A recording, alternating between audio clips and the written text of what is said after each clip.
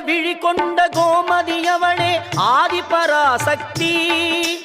நீல விழி கொண்ட காளியும் அவளே ஆதிபராசக்தி.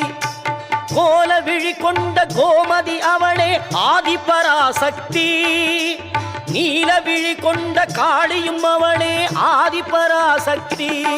முக்காலம் உணர்ந்தவள் முத்தொழில் புரிபவள் ஆதிபராசக்தி.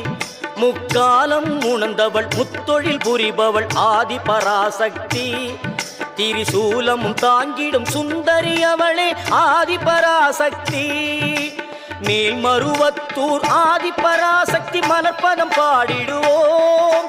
காலம் எல்லாம் நம்மை காத்திடும் தாய் அவள் கோவிலை நாடிடுவோம்.